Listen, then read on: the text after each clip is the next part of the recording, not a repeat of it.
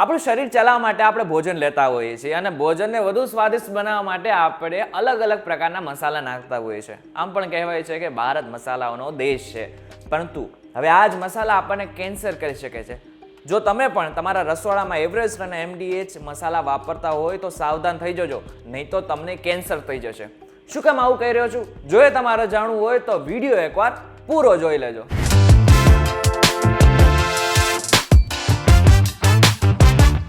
Hello focus, VTVGujarati.com પર તમે જોઈ રહ્યા છો ડેલી ડોઝ અને હું છું કરણ.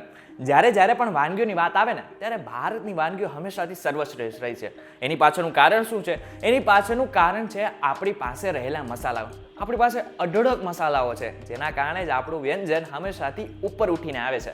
પરંતુ હવે આ જ મસાલાને લઈને કોન્ટ્રોવર્સી શરૂ થઈ ગઈ છે. મસાલાની બે મોટી બ્રાન્ડ MDH અને એવરેસ્ટ, જેનો આપણે ઉપયોગ કરતા હોઈએ છીએ આપણા રસોડામાં, અને મોટા ભાગના મસાલાઓ આપણે વિદેશમાં પણ મોકલતા હોઈએ છીએ. પરંતુ હવે આ જ મસાલાઓ સિંગાપોર અને હોંગકોંગમાં બેન કરવામાં આવ્યા છે. હવે બેન જેવો લગાવવામાં આવ્યો કે તરત જ મોટા ભાગના ન્યૂઝ ચેનલમાં આ ન્યૂઝ છપાઈ ગયા.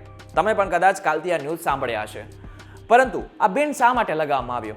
જ્યારે દેશને પૂછ્યું ત્યારે દેશોએ જણાવ્યું કે એવરેસ્ટ અને MDH મસાલામાં જે નાખવામાં આવે છે, જે કેમિકલ નાખવામાં આવે છે, એનાથી કેન્સર થઈ શકે છે. હવે તમારા મનમાં પણ પ્રશ્ન થયો હશે કે આ કેવી રીતના પોસિબલ છે? How is it possible? પણ એ જણાવતા પહેલા તમને એક વાત કહી દો કે ભારત સરકારે છેલ્લા 3 થી 4 દિવસની અંદર જેટલી પણ મસાલાની બ્રાન્ડ છે, એટલે કે ભારતમાં જેટલી પણ મસાલાની બ્રાન્ડ છે, એના સેમ્પલ કલેક્ટ કરવાનું શરૂ કરી નાખ્યું છે અને 20 દિવસની અંદર તપાસ પણ કરશે. હવે મેઇન મુદ્દા ઉપર આવીએ.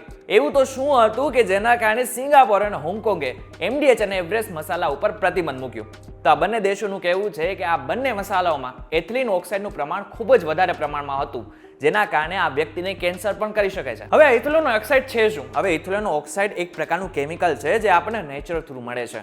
પરંતુ જો આનો ઉપયોગ ખૂબ વધારે પ્રમાણમાં કરવામાં આવે તો કેન્સર પણ થઈ શકે છે. ઇન્ટરનેશનલ માર્કેટમાં આની એક લિમિટ નક્કી કરવામાં આવી છે. જો આ લિમિટ કરતાં વધારે પ્રમાણમાં આનો ઉપયોગ કરવામાં આવતો હોય તો એના ઉપર બેન પણ લગાવવામાં આવતું હોય છે, જે આજે સિંગાપોર અને હોંગકોંગે કર્યું છે MDH અને એવરેસ્ટ સાથે. હવે એથિલિન ઓક્સાઇડનું વધુ પડતું પ્રમાણ એવરેસ્ટના ફિશ કરી મસાલા અને MDHના 3 મસાલા જેવા કે મદ્રાસ કરી મસાલા, સાંભાર મસાલા અને કરી પાવડરમાં વધારે પ્રમાણમાં જોવા મળ્યું હતું. હવે આ બાદ બંને દેશોએ આ બધા મસાલા માર્કેટમાંથી પાછા ખેંચવાનો નિર્ણય કર્યો અને આદેશ પણ આપી દીધો. આ બાદ તેમણે એક પ્રેસ નોટ પણ રિલીઝ કરી હતી, જેમાં બધી જ વસ્તુ ડિટેલમાં સમજાવી હતી એમને. International agency of research on કેન્સરે એથિલિન ઓક્સાઇડને ગ્રુપ 1 ની કેટેગરીમાં રાખ્યું છે. હવે જ્યારે પણ કોઈ પણ કેમિકલને ગ્રુપ 1 ની કેટેગરીમાં રાખવામાં આવે છે ત્યારે એનો મતલબ શું થયો? એનો મતલબ એમ થયો કે આ ખૂબ જ ખતરનાક છે અને વ્યક્તિના શરીરને અંદરથી તોડી નાખે છે અને કેન્સર પણ કરી શકે છે. હવે એથિલિન ઓક્સાઇડ લેવાને કારણે કયા કયા પ્રકારના કેન્સર થાય છે તેની વાત કરી લઈએ. જો એથિલિન ઓક્સાઇડ વધુ પ્રમાણમાં લેવામાં આવે તો બ્રેસ્ટ કેન્સર, સ્ટમક કેન્સર અને તમારા DNA પણ બગડી શકે છે. હવે વિચારો, આ બંને કંપનીના મસાલો આપણે કેટલાય વર્ષોથી વાપરતા હોય છે, એમાં પણ ખાસ કરીને સાંભાર મસાલા. હવે એમાં જ આ પ્રકારનું કેમિકલ જોવા મળ્યું છે, એટલે કે એથિલિન ઓક્સાઇડનું પ્રમાણ ખૂબ વધારે પ્રમાણમાં જોવા મળ્યું છે. જો કે હવે ભારત સરકારે આ બધા જ મસાલાઓને એકવાર તપાસમાં પણ મોકલ્યા છે. આ બાદ જ ખબર પડશે કે આમાં કેટલા પ્રમાણમાં, એટલે કે ભારતમાં કેટલા પ્રમાણમાં એથિલિન ઓક્સાઇડ મસાલાઓમાં નાખવામાં આવ્યું હતું. પરંતુ આ બાબતને લઈને તમારું શું કહેવું છે અમને કોમેન્ટ કરીને ચોક્કસથી કહેજો. વિડીયો થકી જો તમને કોઈ ઇન્ફોર્મેશન મળી હોય તો વિડીયોને લાઈક અને શેર જરૂરથી કરજો તથા આવા જ ઇન્ફોર્મેટિવ વિડીયોઝ માટે VTVGujarati.com સાથે જોડાયેલા રહેજો.